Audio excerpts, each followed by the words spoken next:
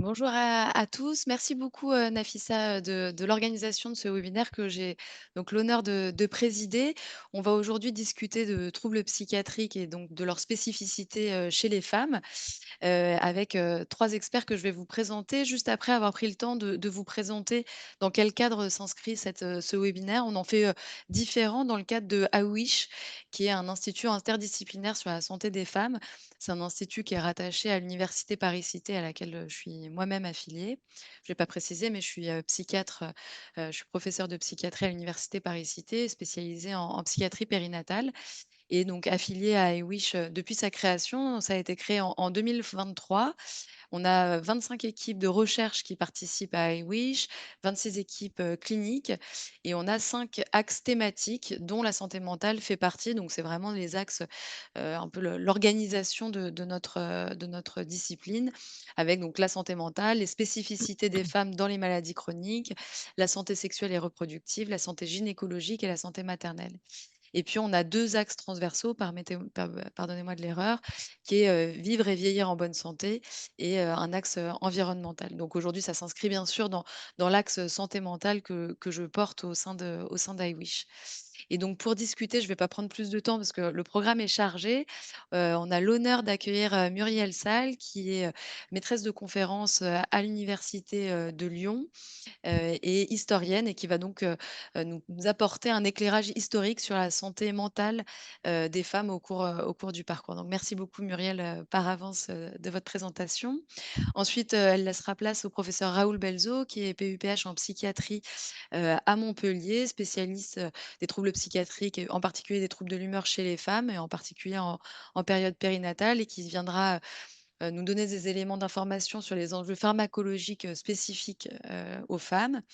Et enfin, Élise Marsande, qui nous fait l'honneur d'être là également, qui est, présidente de l'association, Maman Blues depuis déjà bien des années, extrêmement engagée, dans la péridance, et sur les questions de santé, psychiatrique périnatale. Donc vraiment merci infiniment.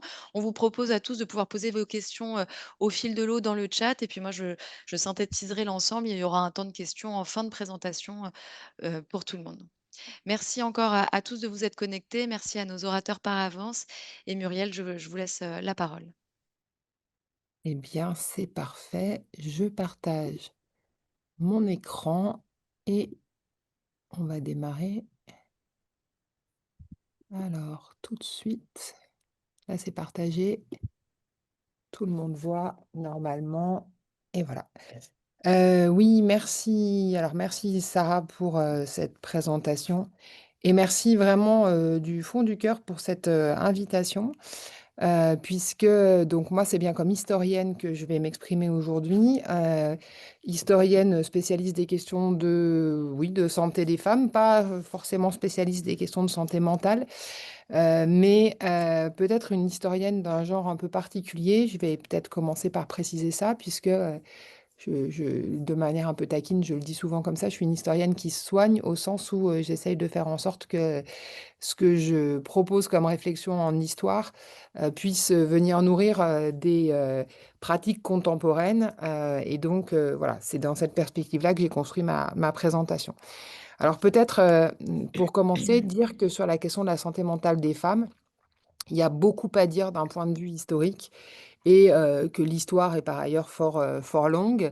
En l'occurrence, moi, j'ai une spécialité. On a des spécialités en histoire comme on en a, dans les disciplines, médicales et donc moi, je suis, 19e. Il se trouve que le 19e siècle, c'est un siècle important et pour l'histoire des femmes et pour l'histoire de la psychiatrie, donc ça tombait plutôt bien, somme toute. Beaucoup de choses à dire. Je vais cadrer donc mon propos sur essentiellement le 19e et le 20e siècle.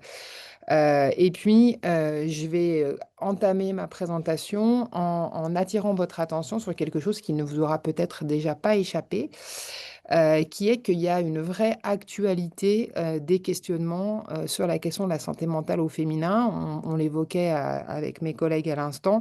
Il y a même une actualité de l'intérêt du public pour ces questions. Et j'en veux pour preuve un certain nombre de parutions récentes.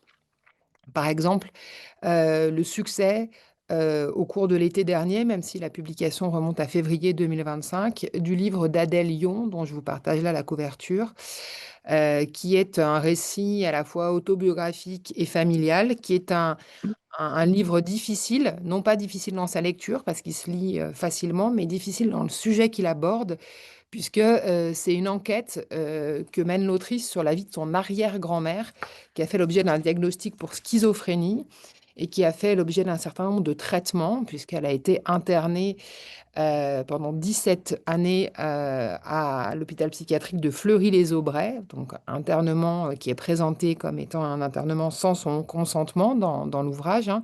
Et au cours de cet internement, elle va subir une série euh, de propositions thérapeutiques, on va dire les choses comme ça, depuis les électrochocs jusqu'à la lobotomie, en passant par ce qu'on appelle la cure de Sackel, qui consiste à provoquer des comas insuliniques. Donc, un texte comme ça qui met en lumière des pratiques qui sont des pratiques des années 50 et dont, effectivement, la violence dans ce qu'elle se déploie particulièrement à l'endroit des femmes a beaucoup heurté une bonne partie du lectorat.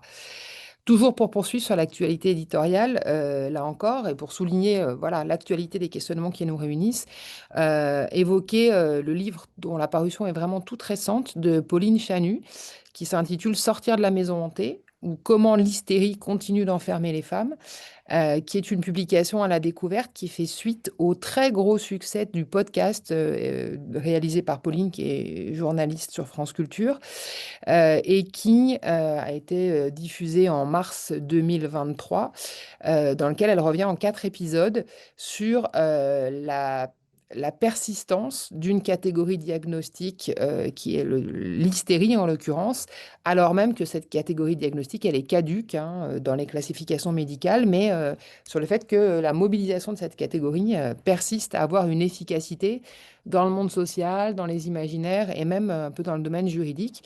Donc une grosse actualité, disais-je, et en fait on peut aussi en profiter pour dire que malgré le fait qu'il y a une actualité éditoriale, les questionnements qui nous réunissent aujourd'hui ne sont pas neufs, hein. On ne peut pas dire qu'on découvre du tout.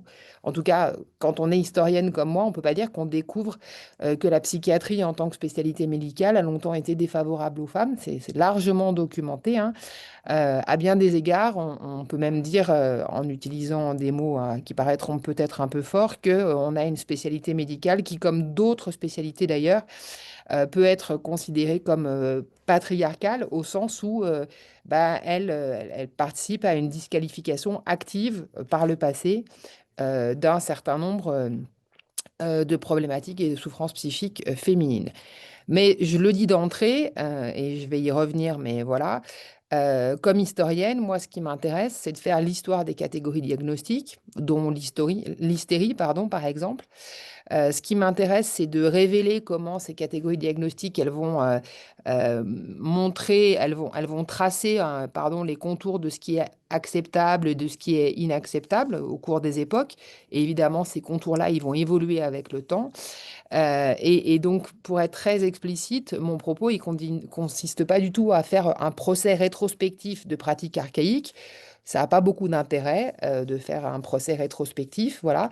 Mais peut-être d'inviter à une mise en lumière, voilà, en se disant que ce coup d'œil dans le rétroviseur que je vais essayer de vous proposer, il doit permettre de regarder droit devant et de nourrir la réflexion ici et maintenant, en essayant de se demander, bon, bah, est-ce qu'il y a des héritages de ces pratiques anciennes dans la psychiatrie contemporaine? Pour le dire comme Pauline Chanu, est-ce qu'il y a des fantômes qui hantent toujours les pratiques contemporaines ou au contraire, est-ce qu'on peut repérer des évolutions et des évolutions qui sont évidemment intéressantes à repérer? Alors, rapidement, puisque le temps file, j'évoquais le cadre chronologique. Moi, je suis 19e et je trouve que, en fait, la psychiatrie telle qu'on la connaît aujourd'hui, elle naît au tournant du 18e siècle. Donc, c'est pas la peine de remonter tellement plus loin. Si on doit donner une date de naissance, on retient généralement la date de 1793, date à laquelle Philippe Pinel, qui est alors médecin de l'hospice de Bicêtre à Paris, libère d'une manière très symbolique les aliénés de leur chaîne. Et c'est un geste qui tient un peu du mythe fondateur pour la psychiatrie et qui contraste pour la peine de manière très forte avec l'image parfois très négative, hein. J'ai évoqué les livres de Adèle Lyon et de Pauline Chanu, qu'on peut avoir d'une spécialité qui va se structurer dans un contexte comme ça un peu particulier. Alors, quand il libère les aliénés de leur chaîne, Philippe Pinel, il a donc un geste comme ça, hein, qui tient lieu, je le disais, de mythe fondateur, et il s'inscrit dans un contexte dont il est intéressant de dire que c'est un contexte qui est marqué par beaucoup de changements. À la fin du XVIIIe siècle, quand on est historien ou historienne, on parle de la mise en place d'un nouveau contexte normatif. Alors, qu'est-ce que ça veut dire un nouveau contexte normatif? C'est-à-dire qu'il y a beaucoup de changements. La Révolution française, j'imagine que vous avez ce cadre-là un peu à l'esprit, même si vous n'êtes pas historien. Et les révolutions industrielles qui s'accompagnent d'un certain nombre de changements en termes d'organisation politique, économique, sociale, et puis aussi d'un changement très fort dans les relations qui peuvent exister entre les femmes et les hommes. Et donc tout ça, ça produit ce nouveau contexte normatif, et c'est ça qui se joue à la fin du XVIIIe siècle, au moment où s'invente la psychiatrie. Et puis la psychiatrie, en plus, elle s'invente avec un objectif fort, hein, qui est de poser une ligne forte, une ligne claire, pour distinguer ce que précédemment on confondait volontiers, d'un côté des comportements asociaux, la mendicité, le vagabondage, la prostitution, voilà, et de l'autre côté, des maladies mentales à proprement parler. La revendication, hein, qui va s'amorcer avec Philippe Pinel et qui va se poursuivre avec ses continuateurs, c'est de dire la folie. J'utilise des termes qui sont datés, hein, mais qui sont ceux qu'on utilise au XIXe siècle. C'est une maladie de l'esprit. Donc, ça veut dire qu'on peut la traiter, on peut lui proposer un traitement rationnel, voilà. Et donc, on sort d'une compréhension punitive, moralisante, un peu matinée de religion, voilà, dans ce contexte qui change beaucoup la donne. Et donc, dans ce contexte-là, eh bien, la question, c'est est-ce que le changement va bénéficier aux femmes ou pas? Alors, c'est là qu'il y a un vrai problème, à mon avis, qui se noue, c'est que, vous avez compris, le changement, c'est l'aliéné, c'est plus un criminel, l'aliéné, c'est plus un possédé, l'aliéné, ça devient un malade. Voilà, quelqu'un qu'on va soigner, dans le cadre d'un projet d'égalité, dans le cadre d'un projet de citoyenneté, dans le cadre du projet révolutionnaire. Voilà, c'est la Révolution française qui nourrit, pour partie, l'esprit de la psychiatrie, contemporaine. Or, il se trouve que les femmes sont exclues du projet révolutionnaire. Dès les années 1790, il y a eu un tout petit frémissement au début, vers 1789. On a pu penser qu'elles bénéficieraient aussi de la Révolution française, mais très vite, elles vont être explicitement exclues du projet révolutionnaire. Et parfois, on s'y attend pas, mais le 19e siècle est un siècle, pour dire les choses rapidement, qui est plutôt très défavorable aux femmes, plutôt moins favorable que ne l'étaient les siècles antérieurs, et notamment moins favorable du point de vue de la construction des discours médicaux, hein. Les discours médicaux qui s'élaborent au XIXe siècle, ils vont construire l'idée que les femmes sont d'une nature particulière et que cette nature, elle est défaillante, que cette nature, elle est assez structurellement problématique. L'expression qu'utilisent un certain nombre de penseurs de l'époque, c'est l'expression d'éternel malade pour désigner les femmes. Et donc, du coup, eh ben, cette distinction qui va être faite pour les hommes entre d'un côté les malades, de l'autre côté les déviants, elle va se faire de manière beaucoup moins évidente pour les femmes, hein. Et la confusion, elle va persister et permettre l'internement d'individus UES, on pourrait le dire comme ça, qui sont au moins aussi souvent des malades que des déviantes, hein, puisque la norme qui s'exerce sur les femmes reste un peu confuse de ce point de vue-là. Et on en a de multiples exemples. Le temps file, donc je vais simplement en évoquer euh, peut-être deux. Pour le siècle qui m'intéresse, il y a des travaux très intéressants qui ont été faits par notamment une historienne qui s'appelle Laure Murat, dans un ouvrage dont je vous partage là la couverture, où elle consacre tout un chapitre à la question de ce qu'elle appelle la folie au féminin. Et elle relève comment, au 19e siècle, clairement, il y a une augmentation majeure, et chiffrée et mesurable, hein, vous voyez, entre 1850 et 1870. Elle repère un doublement du nombre de femmes qui sont internées notamment à la Pitié-Salpêtrière, et elle relève que les décisions qui conduisent à ces internements sont pour l'essentiel des décisions qui sont des décisions policières. Donc il y a bien toujours cette confusion entre ce qui est de l'ordre de la délinquance, ce qui est de l'ordre de morale et de l'ordre de la morale, pardon, et ce qui est de l'ordre du psychisme et de la maladie. Et puis cette confusion-là, en deux mots, elle va persister assez longtemps, hein, puisque j'évoquais le livre de Adèle Lyon, hein, tout à l'heure, dans les années 50, donc on est au milieu du XXe siècle, donc là je fais un grand saut, hein, chronologique, mais dans les années 50, Adèle Lyon, elle relève dans les dossiers d'archives, des dossiers de patientes, hein, elle relève que la façon dont est décrite la guérison des malades, en fait, est une façon de dire qu'elle rentre dans le rang de comportements qui sont des comportements normatifs, hein. C'est moins d'une guérison que d'un retour au comportement attendu de la part d'une bonne épouse. Que on parle de ces patientes, hein. Je vous ai relevé juste une citation.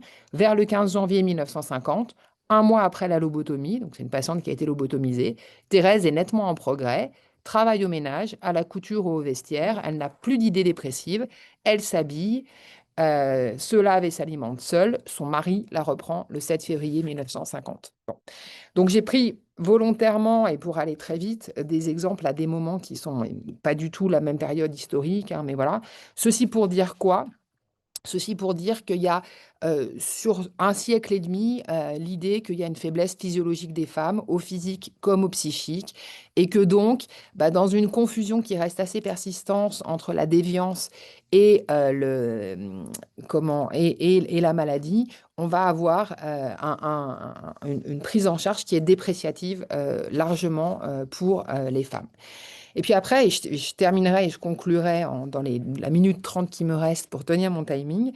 Après, ce qui est intéressant, c'est d'essayer de faire résonner cette idée un peu générale et éloignée de nous avec ce qui se passe aujourd'hui. Et donc là, bah, je suis allée voir et je vous ai partagé mes références des travaux contemporains. Des travaux contemporains qui relèvent, par exemple, qu'on a des études épidémiologiques assez nombreuses et de grande échelle qui montrent que les femmes payent un lourd tribut aux troubles mentaux. Ce que je vous ai fait figurer là, c'est dans le tableau que je vous partage, c'est un tableau qui est tiré de la publication qui est en référence, qui montre qu'on a des prévalences qui sont plus importantes, vous le voyez, quasi systématiquement, à l'exception notable des personnalités antisociales, qui sont en défaveur des femmes, hein. Les femmes sont plus souvent en situation de connaître des troubles dépressifs, des troubles anxieux, des troubles des conduites alimentaires, etc., etc. Donc, une psychiatrisation qui, évidemment, a changé complètement dans ses contours, dans ses objectifs, dans ses modalités. Il ne s'agit plus du tout de discipliner les femmes, pour dire les choses de manière simplement, pour dire les choses de manière simple. N'empêche, il y a quand même toujours un lourd tribut qui est payé par les femmes aux troubles mentaux, pour reprendre l'expression de d'Ouki de Dieu qui est exprimée là. Alors, comment est-ce qu'on peut comprendre ça? Et vraiment, là, je touche au terme de ma présentation. Je crois qu'on peut comprendre ça au moins de deux façons. D'abord, en soulignant qu'il y a des études nombreuses, et y compris des études faites par des gens qui ne relèvent pas des sciences sociales, ça, je tiens à le dire, y compris de la part de médecins, par exemple, hein, des études qui relèvent que ce qu'on appellerait aujourd'hui les inégalités de genre sont des facteurs prédisposants pour les maladies mentales. Pour le dire autrement, et en utilisant un vocabulaire un peu, peut-être un peu marquant, le patriarcat fait souffrir psychologiquement les femmes. Je résume, mais c'est ça. Et on a effectivement des travaux médicaux qui le montrent, même si on ne s'attend pas forcément à ce que les médecins attachent de l'importance à la dimension euh, enfin, à la dimension sociale de la santé, mais ils le font et ils le montrent de manière significative. Puis je crois qu'il y a un deuxième point important, et c'est ça, c'est ce qui m'intéresse dans mon travail, c'est de relever que, en fait, les catégories dans lesquelles on pense la santé mentale, elles sont aussi le résultat d'une histoire que j'ai résumée très sauvagement à partir d'un seul exemple et sur la slide que je vous partage. Par exemple, le trouble dysphorique prémenstruel, qui est une catégorie psychiatrique qui existe. On peut en retracer l'historique de manière précise. Depuis 1987 et sa première apparition comme entité provisoire à investiguer dans les classifications internationales, jusqu'à son entrée officielle dans la classification de l'Organisation mondiale de la santé en 2022.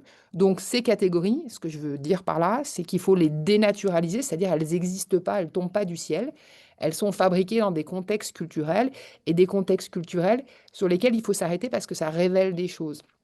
Et pour terminer et pour passer la main à mon continuateur, je crois que l'intérêt qu'on a aujourd'hui, par exemple pour la santé périnatale, puisque c'est la spécialité de Sarah Tebeka, révèle le fait qu'on dénaturalise beaucoup la maternité, ce qui veut dire qu'en fait, on ne prend pas les choses pour acquis pour acquise plutôt. On considère que la maternité, elle peut poser problème, elle peut poser difficulté, et que donc il y a des tabous qui tombent, et que donc, pour le dire un peu simplement, la maternité ne vient pas naturellement aux femmes, ne vient pas spontanément aux femmes, et que donc on peut légitimement avoir besoin d'aide.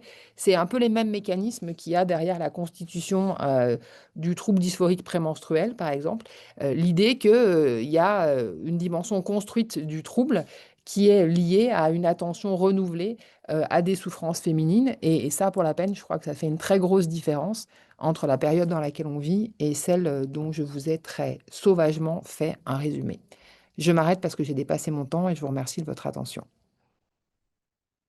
Merci infiniment, Muriel, de tout cet éclairage qui, certes, c'est un effort de concision, extrêmement important, mais qui, je pense, était particulièrement important. N'hésitez pas à poser vos questions. Encore une fois, on fera un espace et un temps dédié à la fin. Mais tant que vous avez les idées fraîches, parce que vous allez voir que là, avec Raoul, on va voir des choses, tout à fait différentes. Donc professeur Raoul Belzo, psychiatre, à Montpellier. Je te laisse la parole, Raoul. Merci. Alors, je vais faire ça. Donc, je pense que vous voyez mon écran en totalité. Bonjour à tous. Merci beaucoup, Sarah, de l'invitation pour partager quelques réflexions dans un registre plus médical. Mais vous allez voir qu'un certain nombre de questions vont finalement se recouper avec des regards ou des lunettes un petit peu différentes.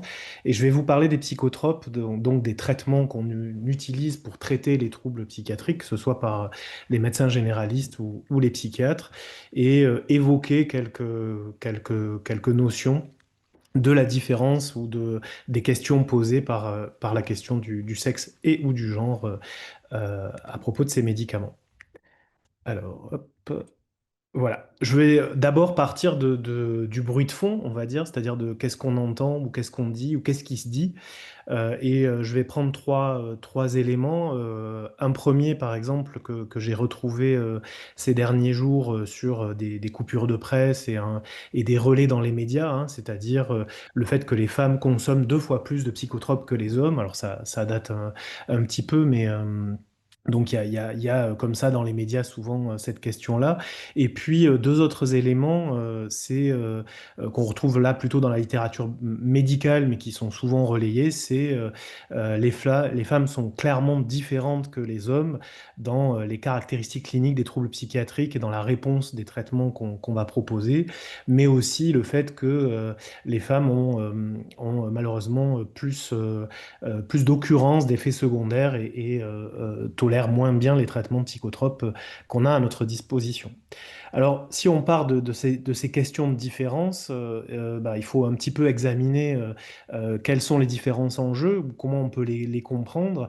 Et la première chose sur laquelle je dois insister, en fait, c'est quand même malgré tout l'effet considérable du biais de genre dans la recherche biomédicale et puis dans la médecine et dans la pratique de la médecine. Je vous donne un exemple, je vais principalement parler de la dépression, qui est la pathologie la plus prévalente en psychiatrie, mais en fait, les données et les connaissances sur les mécanismes biologiques associés à la dépression, hein, je ne parle pas de cause, mais de mécanismes associés, ils ont beaucoup été étudiés sur des modèles animaux, en particulier des modèles murins, mais quasi exclusivement pour de très très nombreux modèles chez des souris mâles, pour plein de raisons pratiques, pragmatiques, de pratiques de laboratoire. Et donc, beaucoup de connaissances théoriques, biologiques sont en fait totalement biaisées par ce regard exclusif. Et en parallèle, chez l'humain, ben, on a ce même phénomène dans le développement des médicaments en particulier, puisque à la fin des années 70, vous avez même l'institution qui régit la, la- la diffusion des médicaments qui a même découragé, à demander à éviter la recherche chez les femmes en âge de procréer, parce qu'elle posait trop de problèmes et ces mesures administratives faisaient suite à un certain nombre de scandales sanitaires, de risques d'exposition à des traitements chez la femme en âge de procréer. Donc en fait, on a un corpus de savoir, de connaissances à la fois biologiques, pharmacologiques et médicales, qui est extrêmement biaisé par une recherche qui s'est portée exclusivement chez l'humain ou chez le mâle, chez l'animal. Mais en parallèle, il y a d'autres choses évidemment qui vont aussi interférer sur la question des médicaments. Il y a de nombreux paramètres physiologiques qui vont impacter la santé et les mécanismes de métabolisme des médicaments de façon différentielle potentiellement entre les hommes et les femmes. L'exposition aux œstrogènes va moduler fortement le métabolisme des médicaments et l'œstrogène est une hormone sexuelle féminine qui va donc avoir des rôles qui ne se retrouveront pas chez l'homme. Et puis il y a un autre registre de complexité, c'est une complexité diachronique en quelque sorte, parce que ce qu'on retrouve dans la littérature et qui est évidemment relativement évident, c'est que physiologiquement, l'état physiologique chez une femme va varier, en particulier entre l'adolescence et la ménopause, compte tenu de la cyclicité des cycles menstruels et de la cyclicité de la sécrétion de ces hormones qui vont influencer le métabolisme des médicaments. C'était d'ailleurs un des arguments pour dire on ne va pas faire des études chez les femmes ou chez les animaux. Féminin parce que on maîtrise pas cette cyclicité-là et tout ça va s'impacter évidemment de façon encore plus forte sur la question de la période de fertilité, de possibilité de tomber enceinte et évidemment la période de la grossesse. Alors je vais discuter de trois phénomènes ou idées reçues, la question de la consommation supérieure qui était cette coupure de presse et effectivement dans des données extrêmement sérieuses issues des enquêtes de Santé publique France, on sait que la consommation, donc là je parle vraiment de données actuelles, enfin relativement récentes en tout cas, la consommation de psychotropes, il y a une prédominance féminine dans la consommation de psychotropes. Vous voyez que elle est pratiquement 2 fois supérieure à celle de la consommation de psychotropes chez les hommes, avec des chiffres qui sont en vie entière, c'est-à-dire une fois dans sa vie, il y a 42,4% des femmes qui vont consommer un traitement qui a des effets psychotropes, donc des anxiolytiques, des antidépresseurs, alors que ça va concerner 27,1% des femmes. Donc on a une consommation de psychotropes qui est objectivement plus importante chez les femmes, mais il faut tout de suite le mettre en miroir d'un phénomène important que Muriel Sall a cité précédemment, c'est que l'épidémiologie n'est pas du tout symétrique, puisque vous le voyez dans ce graphique, et là aussi qui sont des données d'épidémiologie française extrêmement précises, où vous voyez en bleu clair la prévalence de la dépression chez les femmes par rapport aux hommes en 2021, et vous voyez que dans pratiquement toutes les catégories d'âge, vous avez un excès une épidémiologie défavorable pour les femmes par rapport à la dépression, avec des niveaux qui sont beaucoup plus importants. Alors cela dit, il faut quand même souligner on a souvent dit que la dépression était 2 fois plus fréquente chez les femmes que chez les hommes. En fait, ce dimorphisme épidémiologique, en quelque sorte, il n'est pas si fort que ça. Vous voyez que à part la catégorie d'âge jeune de 18-24 ans, cette différence, elle existe, elle est clairement significative, mais elle n'est pas d'un facteur 2, elle est quand même moins importante que ce qu'on a eu coutume de dire, sachant que ça, c'est les dernières données de prévalence de la dépression. Mais je voulais parler et rebondir sur cette question de l'utilisation supérieure des psychotropes avec l'idée que souvent on entend excessive. C'est-à-dire que en gros, les femmes consomment 2 fois plus de traitements psychotropes que les hommes. On arrive à entendre très vite, même si c'est pas ce qui est écrit, que en gros les femmes consomment de façon excessive, qu'il y a un excès de consommation. Et donc il y a la question de la norme de la consommation. Est-ce que c'est normal de consommer ça? Est-ce que c'est une déviation par rapport aux besoins? Ou pourquoi il y a cet excès de consommation par rapport à une norme qui serait établie effectivement autour de la norme de la consommation chez l'homme. Et tout ça, il faut faire attention parce que, évidemment, ça c'est une interprétation. La consommation, elle est plus élevée chez les femmes, mais attention parce que ça fait en lien déjà avec ce que j'ai montré sur la question d'une épidémiologie défavorable. Donc en fait, il y a plus de besoins, mais il y a aussi des biais potentiels réels hein, qui sont les biais potentiels de déclaration de genre, hein, de déclaration de diagnostic, pardon, liés au genre. Hein. C'est-à-dire qu'on peut lire dans la littérature que les femmes ont tendance à déclarer plus facilement les antécédents de dépression ou les symptômes de dépression, là où les hommes seraient potentiellement moins enclins à partager ce genre de symptômes et donc à bénéficier d'un traitement. Malgré tout, l'épidémiologie, je vous l'ai montré, elle est défavorable pour la question de la dépression, mais elle peut être défavorable chez l'homme pour d'autres troubles, et le tableau qui était montré par Muriel Lab tout à l'heure le montrait, hein, puisque le trouble lié à l'usage de l'alcool en particulier est plus prévalent chez l'homme épidémiologiquement que chez la femme. Deuxième question, c'est la question du métabolisme des psychotropes.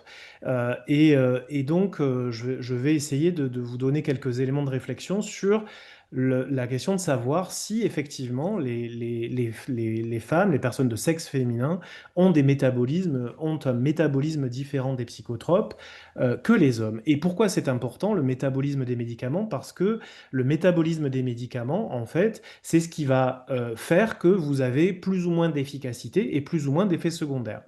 Hein, puisque en fait, en gros, si vous métabolisez beaucoup un médicament, bah, quand vous prenez une dose donnée, vous allez avoir tendance à avoir moins de médicaments dans le sang et donc moins d'effets. Si vous le métabolisez plus lentement, vous allez avoir tendance à avoir plus de médicaments dans le sang et donc plus d'effets et en particulier plus d'effets secondaires. Ben, que dit la littérature médicale sur ce sujet-là? Ce qu'on remarque, en particulier sur la question des antidépresseurs, c'est qu'il y a une énorme hétérogénéité des résultats et qu'en gros, la littérature est un peu contradictoire. C'est-à-dire que dans une étude, on va dire tel traitement est moins bien toléré chez les femmes que chez les hommes, tel traitement est métabolisé différemment chez les hommes ou chez les femmes, hein, je parle bien des psychotropes. Et donc, on a quand même peine, à partir des données que nous avons à notre disposition, à y voir assez clair là-dessus. Et puis, on peut aller un peu plus en détail. Alors, pardon, c'est un petit peu technique, mais c'est assez intéressant. C'est que si on prend par exemple une étude qui montre qu'il y a clairement une différence de métabolisme, on va prendre l'exemple d'un antidépresseur assez classique, courant, qui s'appelle le citalopram, pour son nom technique. Eh bien, effectivement, vous avez des études qui montrent des différences, puisque les femmes ont tendance à avoir des concentrations plus élevées que les hommes, puisqu'elles sont autour de 6 nanomol par litre par milligramme prescrit, par rapport à 5,1 nanogrammes par litre par milligramme prescrit chez les hommes. Donc il y a une vraie différence, effectivement. Les femmes ont des concentrations plus élevées. Mais est-ce que cette différence, elle a du sens pharmacologiquement? Et c'est là où on voit quelque chose d'assez intéressant dans cette littérature.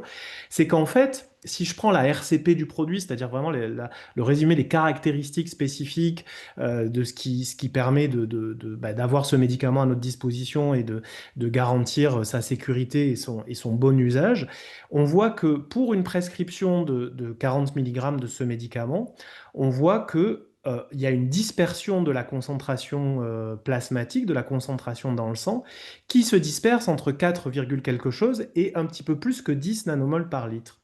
Et donc, vous voyez que la différence entre les hommes et les femmes qui est discutée dans la littérature, elle se situe dans un mouchoir de poche hein, de 0,9 unités, entre 6 et 5,1, alors que finalement, en population générale, quand on donne une dose unique à beaucoup de gens, on va avoir des résultats qui se dispersent entre 4 quelque chose et 10 quelque chose. Donc vous voyez que la proportion de la différence est 6 fois supérieure à la proportion mise en évidence par cette étude sur la différence liée au sexe dans cette étude-là. Qu'est-ce que ça veut dire? Ça veut dire que probablement que dans cette littérature, on a des effets d'une expression que je vais reprendre, qui est celle des lunettes du genre, et que on regarde la différence entre les hommes et les femmes sur le métabolisme du médicament, en oubliant toutes les autres différences entre les individus, alors que manifestement, ce que montrent les données scientifiques, c'est que la différence entre les individus, elle est majeure et elle est liée à d'autres paramètres que ceux spécifiques, en l'occurrence du sexe biologique ici. Donc vous voyez que c'est pas si évident cette question du métabolisme des médicaments et qu'en fait probablement que la littérature elle n'est pas assez précise sur cette question-là et il faut rester extrêmement prudent sur l'interprétation des données.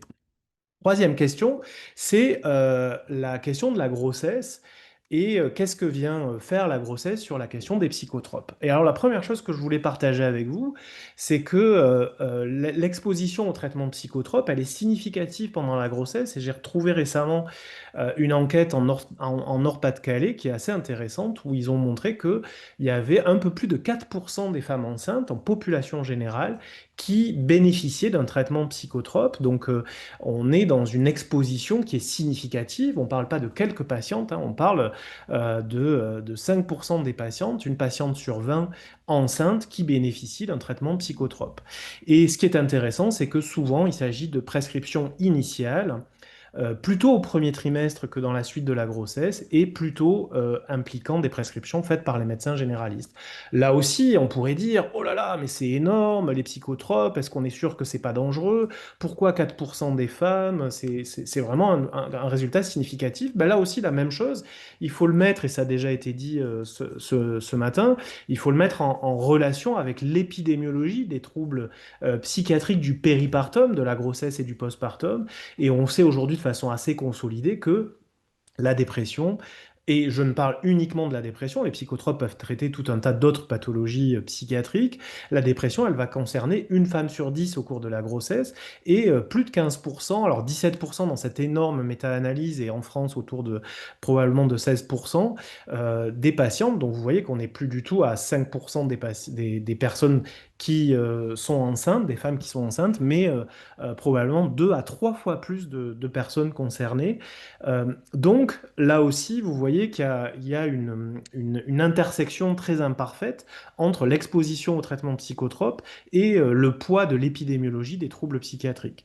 Et puis je voulais aborder un autre point qui me semble intéressant aussi, c'est que les données d'accès à la parentalité, qu'on va appeler fertilité, mais dans un sens très pratique, pragmatique, c'est-à-dire le fait d'avoir des enfants biologiques, eh bien, il y a des données en population générale, en particulier en Suède, pour celles que je vous montre là, qui montrent que l'accès à la parentalité biologique, hein, elle est fortement altérée par la présence de troubles psychiatriques.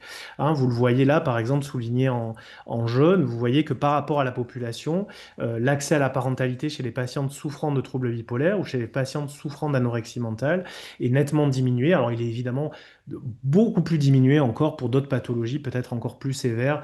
Je pense en particulier à l'autisme ou à la schizophrénie. Et ce qui est intéressant dans cette question de l'accès à la parentalité, c'est que ce qui est beaucoup étudié, c'est les facteurs plutôt du registre sociaux ou du registre psychosociaux. Et en particulier, ce qui est beaucoup évoqué, c'est la question de la crainte des patientes, de la stigmatisation des troubles ou de la stigmatisation des traitements. J'ai un traitement, donc je ne peux pas être parent, je vais rechuter ou je ne serai pas capable d'être parent avec des effets extrêmement forts sur l'accès à la parentalité. Et c'est vrai que c'est une inquiétude légitime parce que, alors probablement que beaucoup d'entre vous avaient entendu parler de ça, on fait face de façon successive hein, dans le temps à des scandales sanitaires où finalement on remarque rétrospectivement de façon différée dans le temps que certains médicaments sont potentiellement extrêmement dangereux pendant la grossesse avec des effets dramatiques sur le fœtus et l'enfant à naître.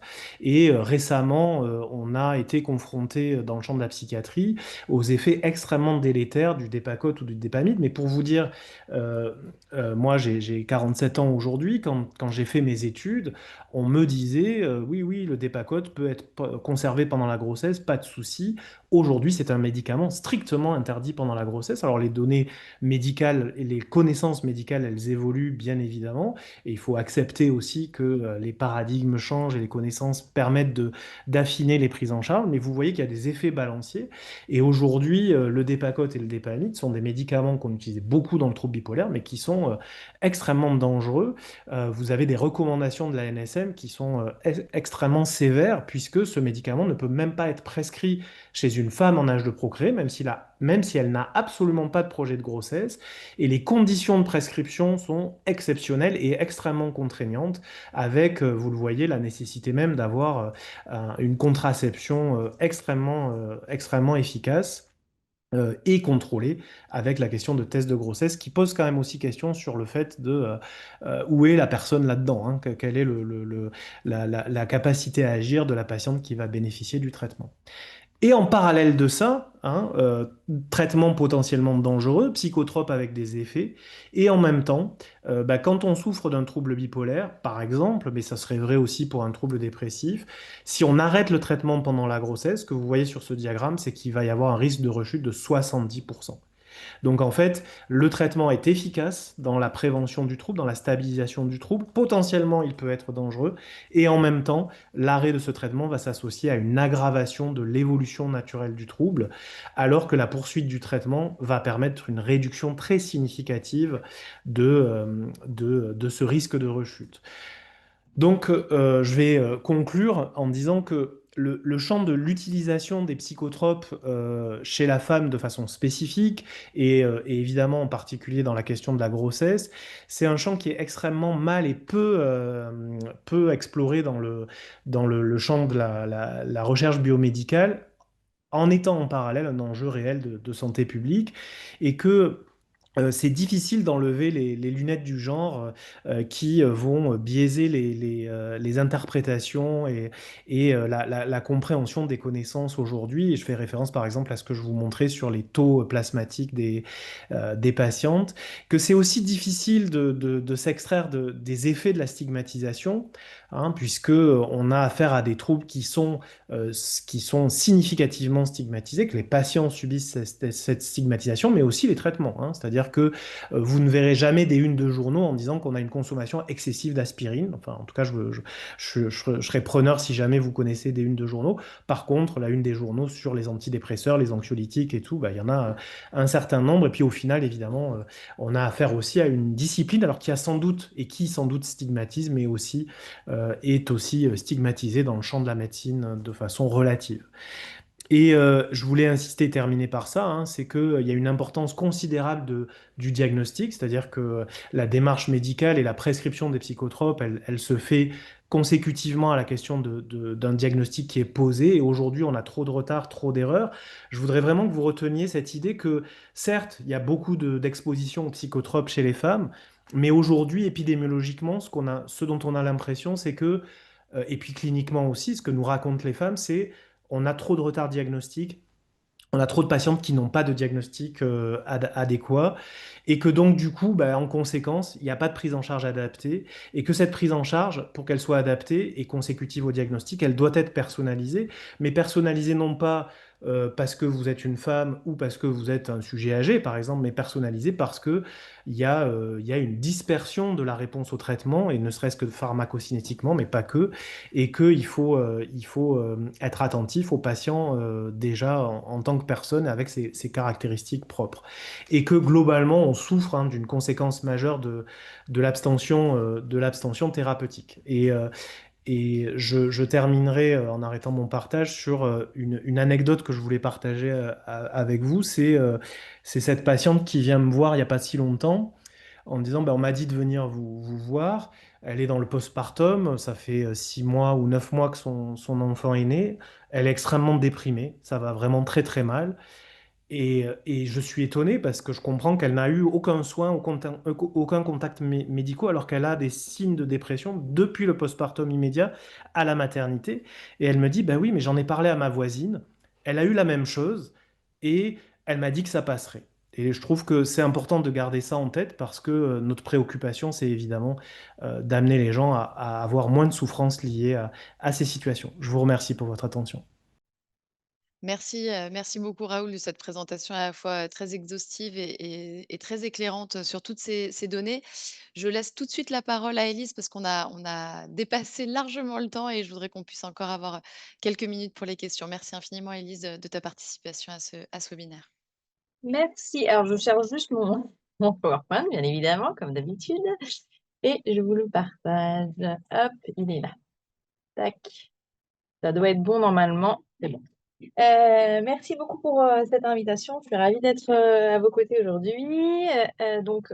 Mon intervention va vraiment parler de péridance périnatale, pour le coup, vraiment au moment de la grossesse et ou en période postnatale, voire dans les premières années de l'enfant. Maman Blues, ce sont des femmes qui ont toutes connu une difficulté, ce que nous on nomme une difficulté maternelle. J'en parlerai un peu plus en amont après. On commence généralement nos interventions en témoignant en fait de ce qu'on a traversé les unes et les autres. Alors bien évidemment, vous ne voyez pas la suite de mon PowerPoint. Si, on va y arriver. Ça doit fonctionner. Je vais essayer de passer d'ailleurs si je peux. C'est pas possible, c'est pas bien grave. Hop, c'est bon. Donc moi, je suis une personne avec expérience vécue. J'ai un vécu qui est très personnel, hein, c'est mon témoignage, c'est pas le vécu d'une autre personne. J'ai une prise en charge très spécifique, en tout cas pour mon histoire, et une temporalité qui m'est aussi très spécifique. Je suis mère de 2 enfants. J'ai donc une jeune fille de 16 ans et un garçon de 12 ans. Et pour mon aîné, j'ai connu une très grosse dépression périnatale, puisqu'elle a commencé durant ma grossesse et elle a perduré en postnatal. La prise en charge a été extrêmement tardive, je vais y revenir. J'avais quand même des facteurs aggravants durant la grossesse. Sur le papier, j'avais pas forcément de facteurs aggravants. J'avais un toit sur la tête, j'étais mariée, j'avais un travail stable, mon compagnon aussi. Rien qui n'aurait n'a inquiété en tout cas les professionnels de santé qui m'ont accompagnée.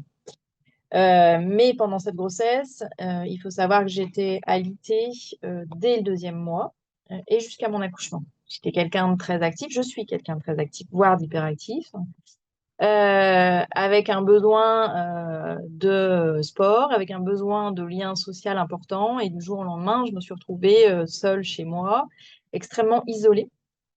À cela s'est rajouté un diabète gestationnel qui m'a obligée, alors, c'était un petit diabète hein, qui m'a obligée à me piquer, je crois que c'était 6 à 8 fois par jour pour vérifier que mes taux étaient bons. Sauf que ce diabète gestationnel, sur mon fonctionnement personnel qui est souvent un fonctionnement beaucoup de contrôle à l'époque, faisait que j'ai beaucoup fait attention à mon poids et je n'ai pris que 4 kilos pour cette grossesse. Ce qu'il faut aussi noter et qui n'a pas été forcément perçu par le corps médical, c'est qu'il y avait des symptômes très visibles de mon mal-être, à savoir, alors au départ, une peur de la maladie et de la mort, avec une hypocondrie qui s'est développée sur cette période-là. J'avais peur de tomber malade, de la toxoplasmose, puisque j'étais pas immunisée, j'avais peur. À l'époque, c'était la grippe H1N1, j'avais peur de la développer. J'ai refusé qu'on m'approche, qu'on me touche. J'avais aussi peur de mourir d'une maladie quelconque. Mais à aucun moment, j'ai eu peur que ma fille ne meure. C'est assez étonnant, mais voilà, il y avait vraiment quelque chose d'ambivalent et complètement opposé plutôt. Il y avait une anxiété très importante. J'ai beaucoup pleuré aussi, une tristesse quotidienne. Alors, les personnes qui ne me connaissaient pas forcément n'avaient pas un comparatif possible, mais en tout cas, au fil de la grossesse, mon état psychique et mon visage montraient quand même que j'allais de plus en plus mal. Et puis les insomnies assez importantes sur la fin de grossesse. Et bien évidemment, tout ce qui est symptômes dépressifs, une perte de plaisir, une perte d'appétit, tout ce qui allait avec la dépression qui s'installait. Et pour le coup, concernant le soin, en fait, pendant pendant ma grossesse, j'ai pas du tout donc eu de prise en charge. J'ai vu un gynécologue, j'ai vu des sages-femmes, j'ai vu un, une diabétologue, j'ai vu quelqu'un pour un phlébologue, j'ai vu des kinés, j'ai vu une ostéo. Donc j'ai vu un certain nombre de personnes, hein. Mais personne qui n'a décelé que j'allais mal. Et en fait, c'est mon ex-belle-mère qui m'a dit qu'elle me trouvait vraiment très mal et qui m'a dit, bon, Élise, je te propose d'appeler le CMP. Donc, on a eu le CMP au téléphone et elles sont venues, c'était deux personnes, une pédopsychiatre et une psychiatre, à domicile pour un premier entretien. Et en fait, une semaine plus tard, il s'est avéré que j'ai accouché. Et donc, elles se sont redéplacées à la maternité, et la pédopsychiatre du CMP et une bénévole d'une association lyonnaise autour de l'allaitement. Très enveloppante, vraiment enfin, dans quelque chose de je faisais bien, il fallait que je persiste, voilà, qu'il fallait pas que je m'inquiète. Il y avait vraiment quelque chose où elles essayaient de me rassurer. Et malheureusement, à mon retour à domicile, à J+5, on peut dire que j'ai complètement implosé, explosé, enfin décompensé. Tous les mots sont possibles.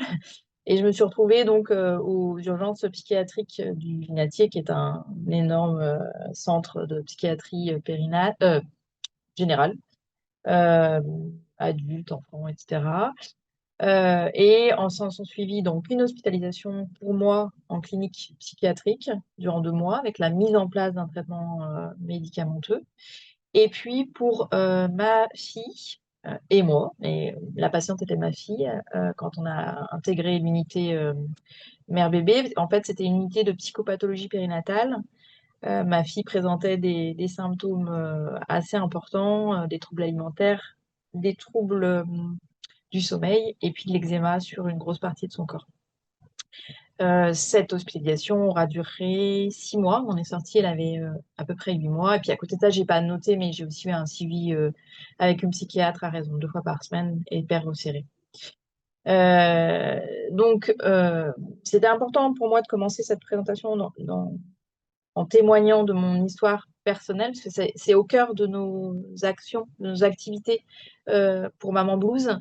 Et ça remet aussi du sens, dans le sens où ça remet de l'humain. On parle beaucoup de patientes ou patients quand il s'agit des hommes.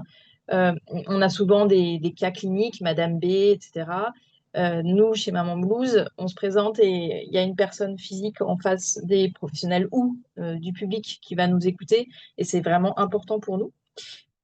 Donc Maman Blues, je vais un peu développer, je vais essayer d'aller à l'essentiel. C'est une association à visée non thérapeutique. On n'est pas du tout là pour se substituer à un quelconque diagnostic, à une quelconque prise en soin de la personne qui va nous contacter.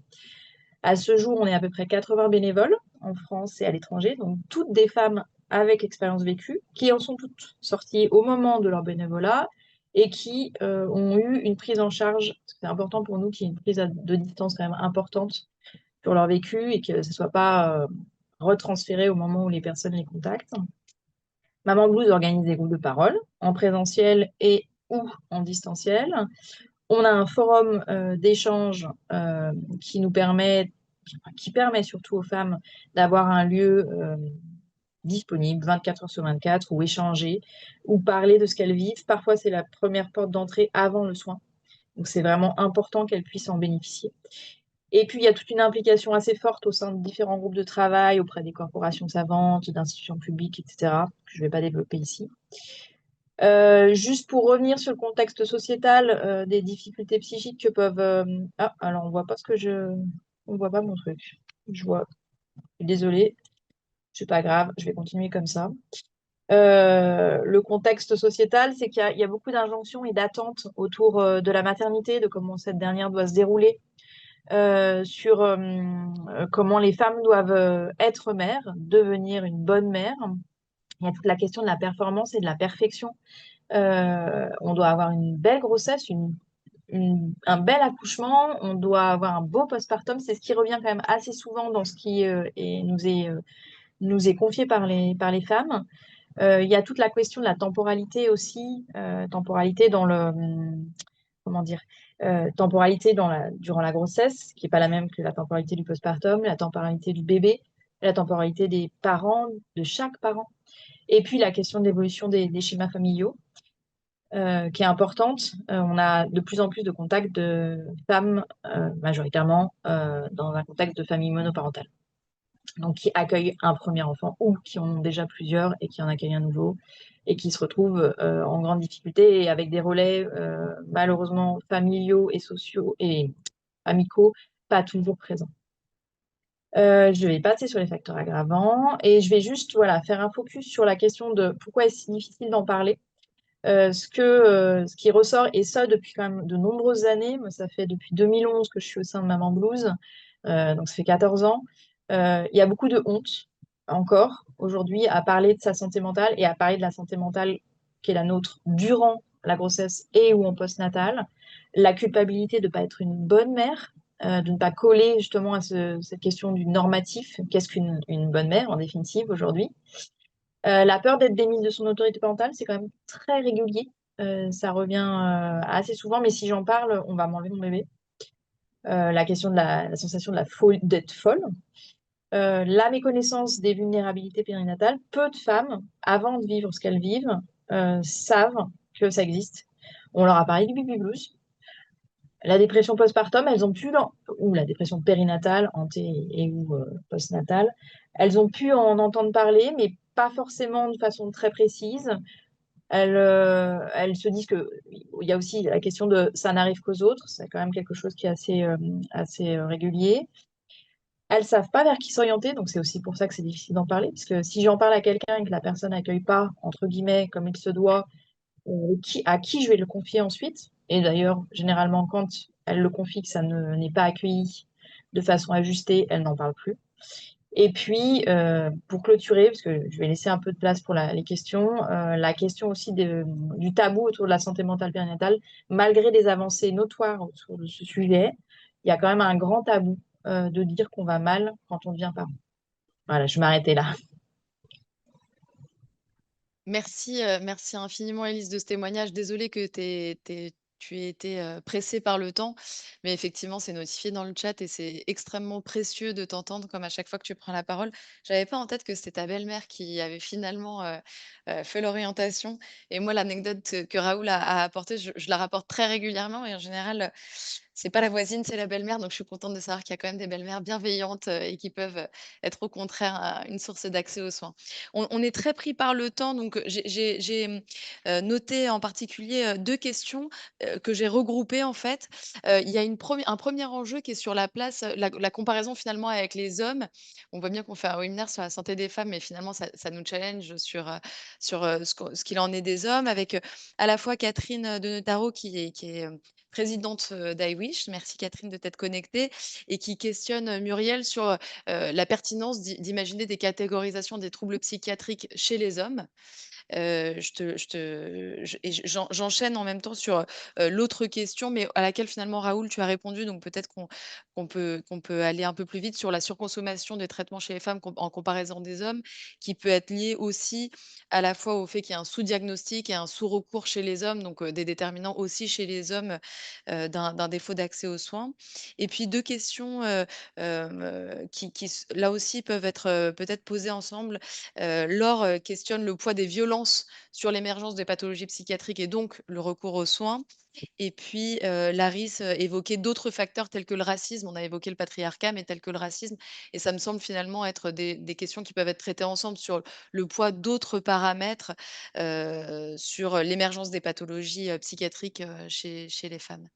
Peut-être Muriel en premier. Alors, rapidement, pour que tout le monde ait le temps de s'exprimer, et je vais prendre les choses à l'envers, mais voilà. D'abord, l'impact des violences sur les maladies psychiatriques, effectivement, c'est documenté largement.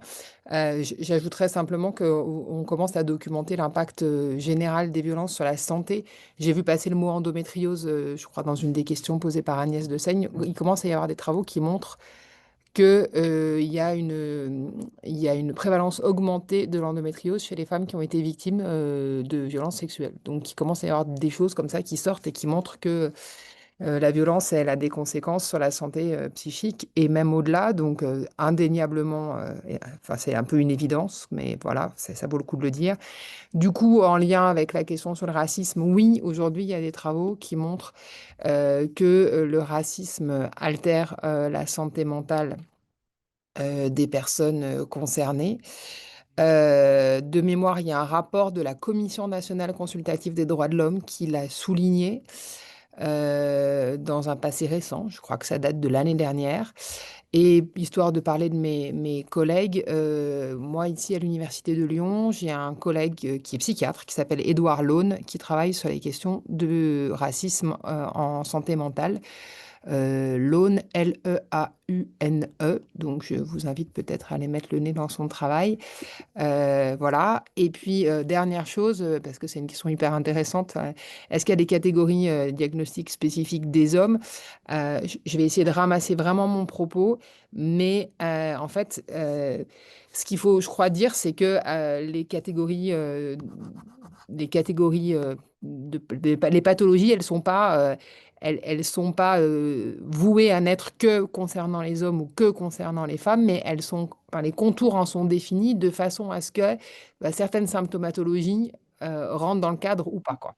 Et donc, du coup, typiquement, l'hystérie, au 19e siècle, il y a des grands débats pour savoir si les hommes peuvent être hystériques. Et il y a des psychiatres qui repèrent des hystéries chez les hommes. Donc, voilà, à partir du moment où on a arrêté de penser que l'hystérie, c'était une histoire d'utérus baladeur, ce qu'on pense dans l'Antiquité, mais ce qu'on arrête de penser quand même au 19e siècle, la catégorie, elle a été ouverte et pas seulement aux femmes. Mais en revanche, vous avez repéré, il y a des grosses différences de prévalence. Voilà. Et donc, du coup, il n'y a pas de catégorie spécifique des hommes. Mais comme il n'y a pas de catégorie spécifique des femmes, en revanche, il y a des prévalences genrées dont la différence est très majeure. Tout à l'heure, j'ai évoqué en deux mots les troubles de la personnalité antisociale, dont le diagnostic est majoritairement masculin. Après, il y a aujourd'hui du diagnostic plus masculin, par exemple pour les troubles du spectre autistique, pour les TDAH, pour un certain nombre d'addictions, enfin pour les addictions de manière générale. Voilà. Mais c'est des différences de prévalence. Ça ne veut pas dire que c'est des catégories qui sont pensées que pour les hommes. Voilà. Et ça, c'est révélateur quand même du fait que, vraiment, je le dis en un mot, donc pardon de le dire trop vite, mais qu'en fait, on a un regard très genré sur la façon dont on gère la déviance par rapport à la norme. Voilà. On psychiatrise, je le dis très caricaturalement, mais voilà, on psychiatrise la déviance féminine. Et on carcéralise la déviance masculine. J'aime quand même à rappeler que de mémoire, c'est 93% de la population carcérale qui est masculine. Je ne sais jamais si c'est 93 ou 97, mais enfin en tout cas plus de 90% de la population carcérale qui est masculine. Et un pourcentage très très significatif de cette population carcérale qui présente des troubles psy.